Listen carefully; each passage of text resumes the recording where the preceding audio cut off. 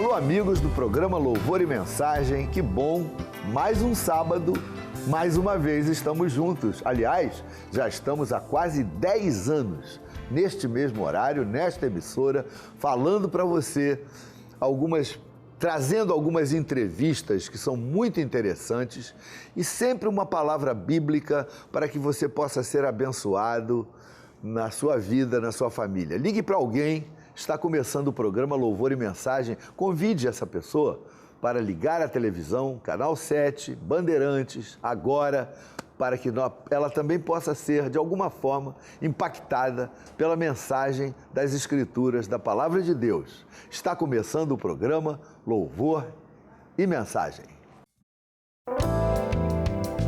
Olá, amigos. Bem-vindos ao programa Louvor e Mensagem. Hoje, no nosso bate-papo, eu estou recebendo uma jovem, Michele Filgueiras. Ela é estudante de turismo, também trabalha com turismo, mas o importante é que a Michele teve um encontro com Jesus. No meio de depressão, de questionamentos, o Senhor Jesus impactou o coração dela. E é sobre isso que nós vamos conversar. Tudo bem, Michele? Tudo bem. Então, me conta, Michele, você conhecia já a palavra de Deus, o Evangelho, a mensagem de Jesus, através da sua mãe. Como é que foi isso? Então, o Evangelho, ele entrou na minha casa, né? Eu tinha aproximadamente uns 12 anos, mais ou menos. A minha mãe, ela foi diagnosticada com uma doença, né? Que não, a princípio, para os médicos não tinha cura. Leucemia, né? Leucemia. E lá no hospital ela teve a oportunidade, através de uma amiga dela, de aceitar Jesus e ter novamente retomar a vida dela com Deus. Uhum. E depois que ela veio, que ela aceitou a Jesus, ela voltou à busca dela com Deus e ela foi curada totalmente? Totalmente curada. Ela hoje em dia não toma nenhuma medicação. Ela tem saúde para dar e para vender. Tem mais saúde do que eu bom. Até. E aí continua a caminhada dela com Cristo, né? Continua a caminhada dela com Cristo e depois ela começou a buscar pela minha vida e pela vida do meu irmão, né? Querendo que a gente tivesse o mesmo encontro com Deus. Então, você até chegou a frequentar algum tempo com a sua mãe, né? Se batizou, você me falou que se batizou. Sim. Mas era uma coisa assim, mais de ir porque a mãe está indo, o hábito, já que está todo mundo indo, eu vou também. A turma da minha idade se batizou, eu vou me batizar também. Não é? Minha mãe quer, então eu estou nessa. Não foi assim uma convicção, um encontro realmente decidido por você? Não, eu simpatizava, eu sempre acreditei em Deus, nunca deixei de acreditar. Sempre acreditei, mas eu não tinha um compromisso, era um compromisso que ela assumiu.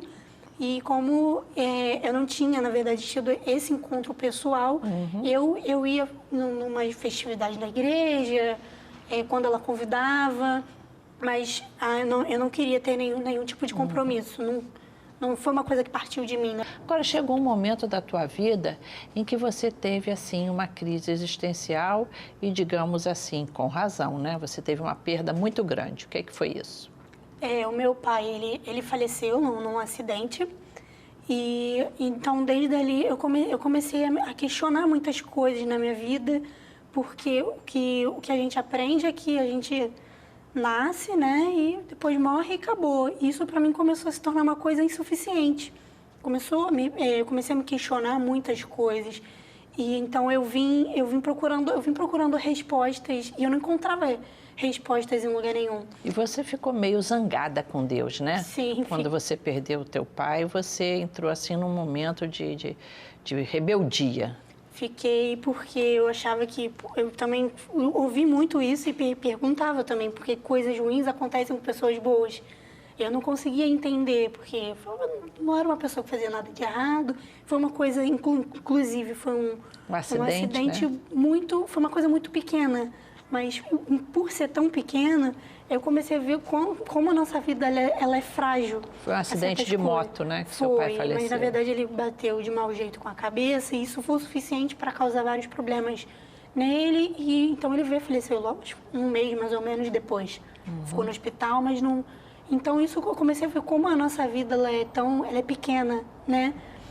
Então eu vinha saindo bastante, eu tinha muitos amigos, eu ia para muitas festas. Você procurou compensar essa tristeza, assim, buscando se alegrar na vida, né? Alegrar. Diversão, Amizades e muitas festas. E quanto mais a minha satisfação vinha aumentando, mais eu queria, porque eu falava, não é possível que uma pessoa da minha idade vai se sentir tão insatisfeita desse jeito.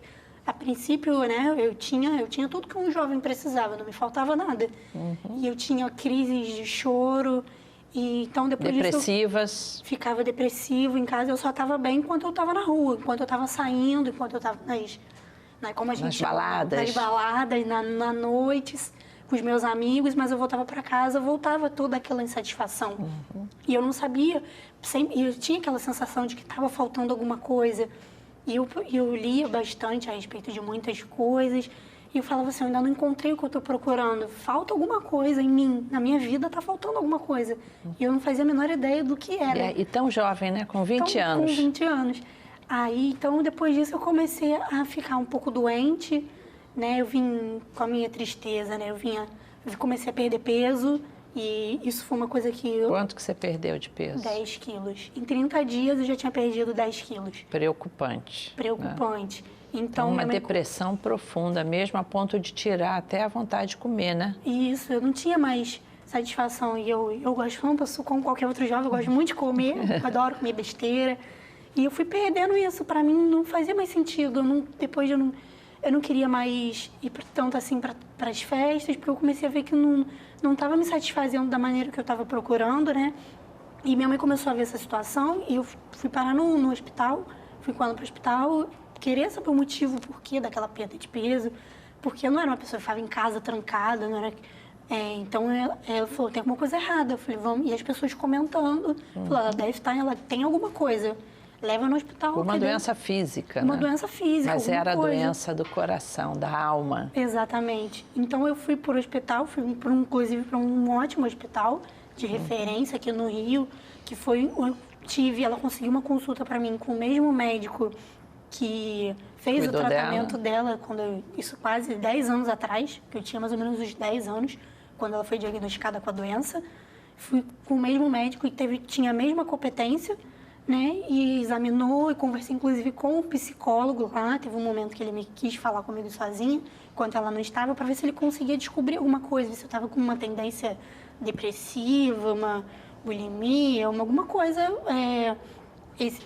uma doença desse tipo. E ele não diagnosticou nada.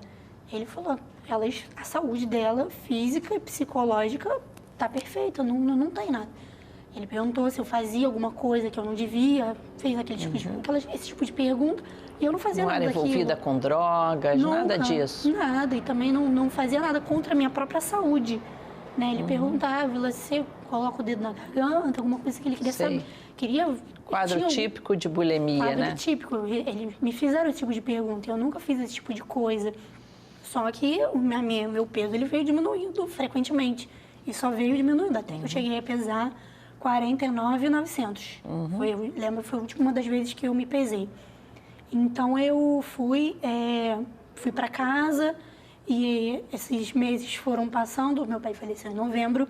Quando chegou no carnaval, foi em fevereiro, eu saí com a minha mãe. E conheceu, fez amizade, né? Você me falou que fez amizade com uma menina que te convidou para ir a um bloco de carnaval. Isso. E não era o tipo de lugar que eu também estava acostumada a frequentar, até porque minha mãe também não deixava eu frequentar, mas eu já estava numa certa idade que... Você já decidia, né? É que eu já tomava as minhas próprias decisões, então não adiantava também ela falar, não vai fazer, não tinha mais como... Ela vai perdendo um pouco desse controle, até porque eu estava bem rebelde.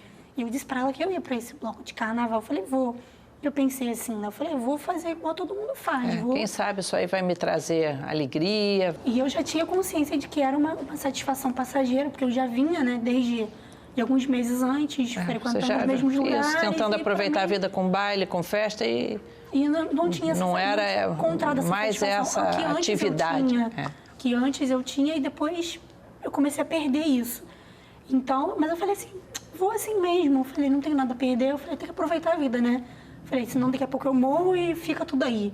Então, eu fui pra minha casa e troquei telefone lá com a menina. E eu me arrumei para ir lá ao bloco de carnaval. E minha mãe era um domingo, minha mãe estava se arrumando para ir ao culto na igreja dela. E ela pegou e falou assim para mim, tem certeza que você vai? Eu falei assim, tenho. Aí ela, então tá. Ela falou, não posso fazer nada, né? Aí eu ia, troquei de roupa. E depois eu não lembro o que aconteceu comigo, que na verdade eu passei ali naquele momento. Acredito hoje, eu tenho consciência de que foi conduzido pelo Espírito Santo mesmo, que eu troquei a roupa que eu estava, eu sentei lá na frente do meu espelho e pensei, falei, eu vou para a igreja hoje. E naquele momento eu lembrei da igreja que eu passava em frente, lá que eu ficava depois das baladas sentada em frente ao lá no Cachorro Quente, em frente à igreja Maranata. Lá de Jacarepaguá, e às vezes Rua Barão. Lá na Rua Barão. Sentava lá e eu ficava olhando, aquela igreja me chamava a atenção. Falava, sabe, alguma coisa me chamava minha atenção ali, eu via os jovens chegando, os jovens saindo, e aquilo me trazia uma curiosidade. Então, eu falava, aí nesse momento que eu estava lá no meu quarto, eu falei assim, vou lá naquela igreja Maranata. E eu fui até a igreja, e lá o pastor estava pregando, e eu tive o meu encontro com Jesus ali, e a mensagem te atingiu o teu coração, né? De uma maneira tremenda que eu chorei tudo que eu tinha para chorar ali naquela noite. E depois... Foi como assim um lugar que você relaxou, sim, né? como aquele fardo que antes parecia, para aquele peso que eu sentia que eu estava carregando. Foi como aquelas se eu tivesse deixado tudo aquela ali. Revolta com Deus. Aquela tristeza, aquela insatisfação. Naquele momento eu senti como se uma coisa leve tivesse entrado no meu coração. E chorou. E chorei, me entreguei. E desde então eu continuei caminhando, tive oportunidade na mesma semana de ir ao retiro de carnaval. Entregou o teu coração para Jesus. De ir ao retiro de carnaval. Mas e aí essas perguntas que você tinha, essas indagações, esse vazio que você fala, que você tinha no teu coração, de sair para uma festa, voltar para casa e se sentir triste, se Nunca sentir mais. insatisfeita. Como é que aconteceu isso? Foi preenchido por Cristo? Foi preenchido. Hoje em dia, eu comecei a entender o propósito de estar aqui nessa vida. De Deus para a tua vida. De Deus para a minha vida e qual o propósito de Deus para mim depois que eu morrer, que é de viver uma vida eterna com Ele. E tudo isso entrou na minha vida e para me satisfez todas as minhas questões. Que coisa linda. Então, coisas ruins continuam acontecendo. Isso não muda para todo mundo. É verdade. A diferença é a maneira de como a gente começa a olhar para essas situações. Como Deus vai conduzindo a gente, Ele vai guiando os nossos caminhos. E Ele traz essa satisfação, esse conforto de que Ele está com a gente. E com isso vem a esperança, vem a fé. Vem a fé. Vem os planos para o futuro. Exatamente. Então, tudo começou a ser diferente. As situações continuam as mesmas.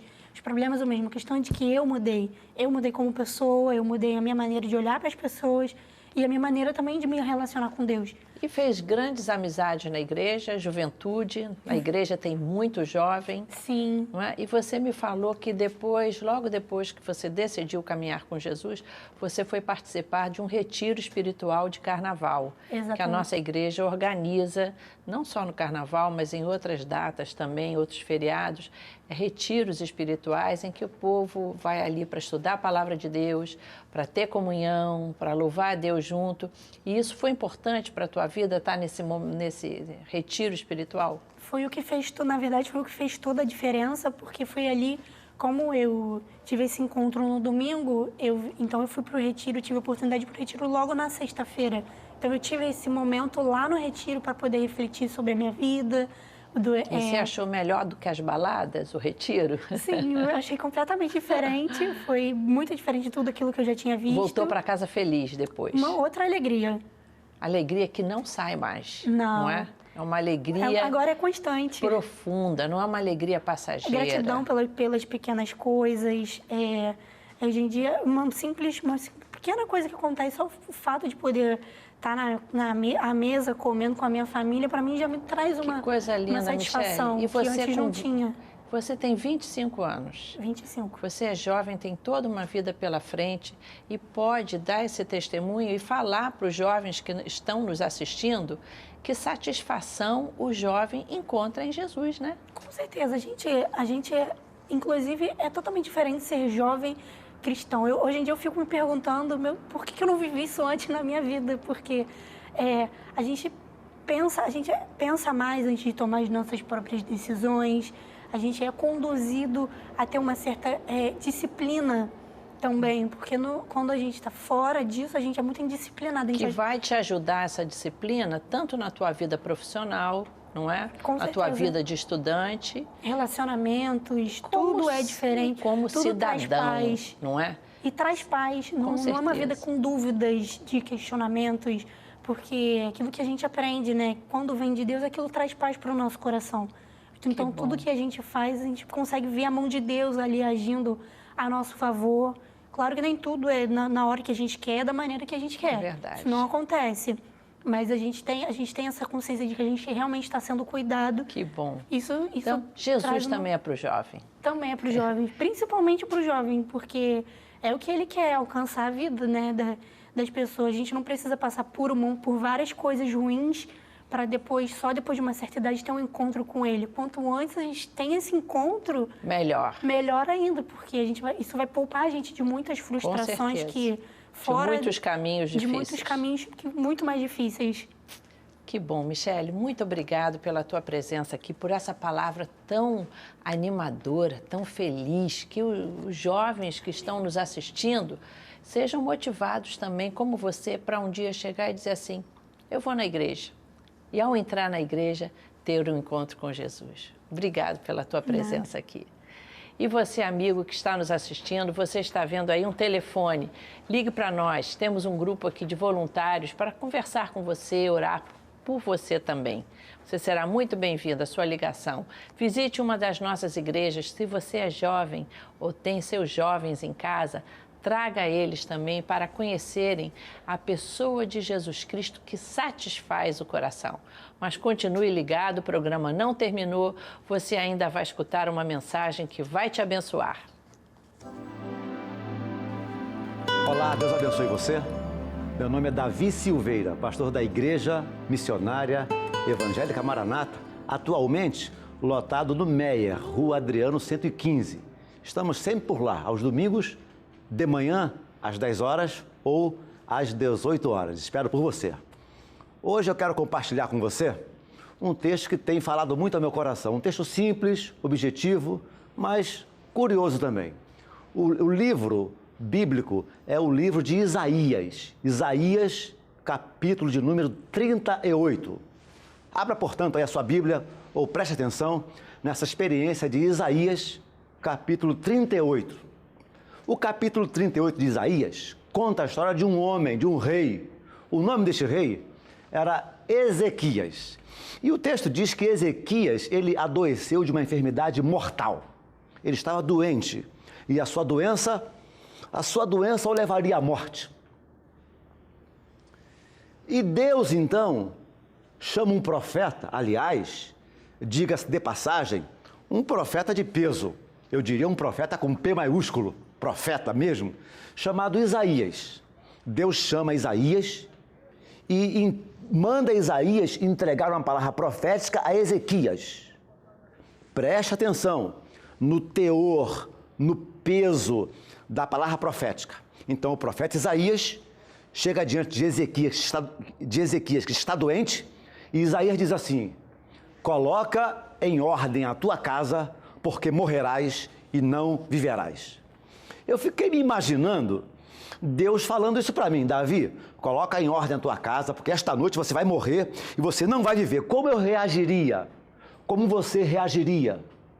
Pois bem, quando Ezequias ficou sabendo através de Isaías esta palavra profética de coloca em ordem a tua casa, porque você vai morrer e você não vai viver. Arruma a tua vida, arruma a tua casa, arruma as tuas dívidas, arruma aí os teus bens, porque você está morrendo. Você não vai, desta enfermidade você não escapa. Quando Ezequias ficou sabendo por Isaías a palavra do Senhor, o que ele fez? O texto sagrado diz que ele virou o rosto para a parede. Virar o rosto para a parede aqui significa humilhação. Ele, obviamente, estava deitado já há muitos dias.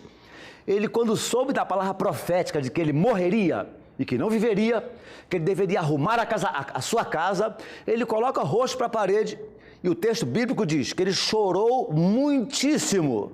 Então, ele se humilha e ele chora muitíssimo. Já é uma lição para nós.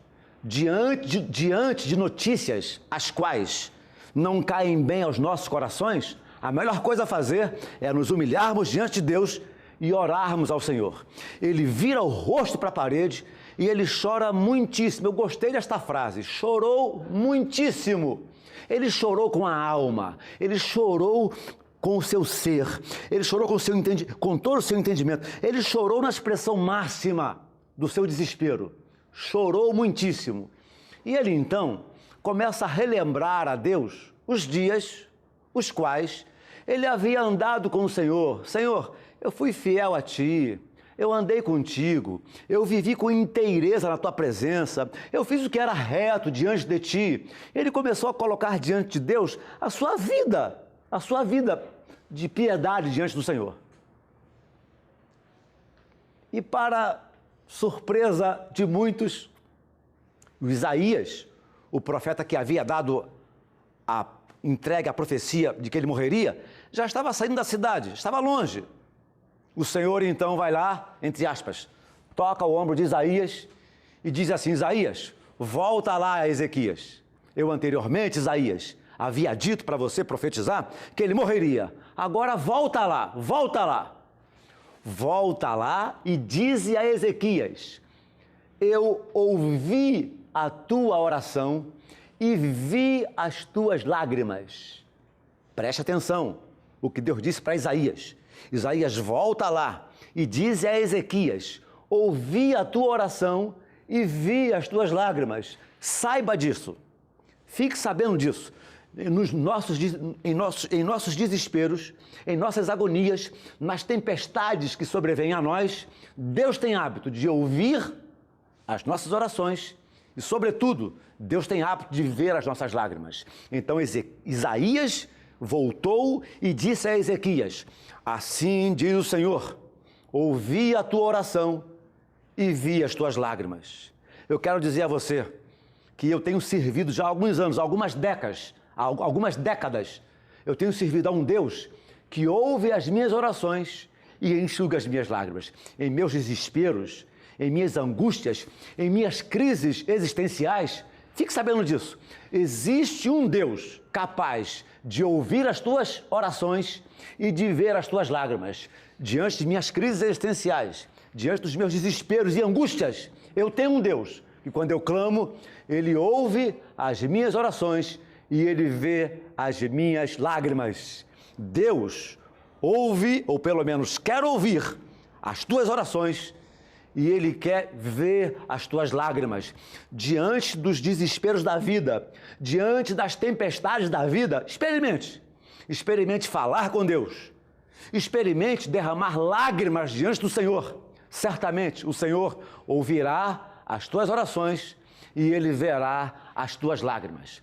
No Salmo de número 126, Salmo 126, os dois últimos versículos, versos 5 e 6, dizem mais ou menos assim: os que com lágrimas semeiam, com júbilo ceifarão.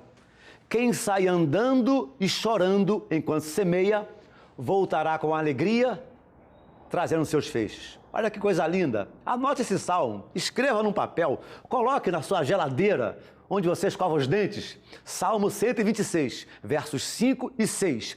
Os que com lágrimas semeiam, com júbilo ceifarão. Quem sai andando e chorando enquanto semeia, voltará com alegria. Deus tem hábito de ouvir as nossas orações e Deus tem hábito de recolher as nossas lágrimas. Deus tem poder para recolher as nossas lágrimas. Não estou inventando, não é coisa de minha cabeça. O Salmo de número 56, Salmo 56, versículo de número 8, o salmista Davi disse assim: recolheste as minhas lágrimas no teu odre. Não estão elas escritas no teu livro? A resposta óbvia é sim. Por quê? As nossas lágrimas, elas escrevem no livro de Deus. Recolheste minhas lágrimas no teu odre. Não estão elas escritas no teu livro? Sim. As nossas lágrimas, elas ainda hoje, elas escrevem no livro de Deus. O Senhor Deus não está anêmico, apático, alheio às tuas lágrimas. Muito pelo contrário. Quando nós dobramos os nossos joelhos, derramamos nossas lágrimas no nosso cantinho, no nosso quarto que seja, o Senhor Deus tem prazer em recolher as nossas lágrimas no seu odre. Eu tenho aprendido que o odre era um recipiente de couro especial destinado a guardar líquido precioso. As suas lágrimas são preciosas diante de Deus. O seu choro, ele é precioso diante de Deus. A sua dor, a sua angústia, o seu medo, as suas crises existenciais. Deus olha para as suas lágrimas e ele as recolhe em seu odre. As suas lágrimas não se perdem na vida. As suas lágrimas não se perdem no tempo e no espaço. As suas lágrimas, elas vão direto para o livro de Deus. Recolheste as minhas lágrimas no teu odre. Não estão elas escritas no teu livro? Sim. E ainda o Salmo 39, versículo 12, o salmista disse assim, olha, Salmo 39, 12. Não te emudeças à vista de minhas lágrimas. Deus certamente não fará silêncio, não ficará quieto em relação às lágrimas que você derrama diante dele. Ele ouvirá a sua voz e ele enxugará as suas lágrimas. E ele recolherá. Quando a mãe chora pelo seu filho, quando o esposo chora por sua esposa, quando o marido chora por sua mulher, o neto chora por sua avó, Deus recolhe as nossas lágrimas. As nossas lágrimas ainda escrevem no livro de Deus. Eu quero dizer para você, nesta manhã, que nem tudo está perdido. E terminando a minha palavra, de Isaías capítulo 38, lá no verso 17, ele diz assim: foi para a minha paz que tive eu grande amargura. Preste atenção, Isaías 38, verso 17. Foi para a minha paz que tive eu grande amargura. Quem sabe? Para que você desfrute de paz lá na frente, esse momento de angústia, de dor, se faz necessário. Isaías 38, verso 17. Foi para a minha paz que tive eu grande amargura. Até mesmo as nossas amarguras. Deus tem poder de pegar as nossas amarguras e transformar em bênção. Ele transforma a maldição em bênção, fracasso em vitória, tristeza em alegria. Essa experiência de hoje, a experiência de hoje, se transformará em paz no amanhã. Foi para a minha paz que tive eu grande amargura. Nós temos alguns telefones passando em nossa tela. Ligue para um desses telefones. Há alguém que está em espírito de oração, tem se preparado para orar por você. Eu quero orar também agora. Meu Deus, há homens e mulheres, moços e moças, nos ouvindo nesta manhã. Transforma, ó Deus, a maldição em bênção, o fracasso em vitória, a tristeza em alegria. Recolhe as nossas lágrimas no teu odre. Recolhe essas lágrimas e que o teu nome seja honrado, transformando em paz lá na frente a angústia de hoje. E que a tua bênção, que a tua paz esteja em cada lar, em cada coração que nos ouve nesta manhã. É minha oração em nome de Jesus. Eu me despeço dizendo que Deus te abençoe em nome de Jesus. Até a próxima oportunidade. Deus te abençoe.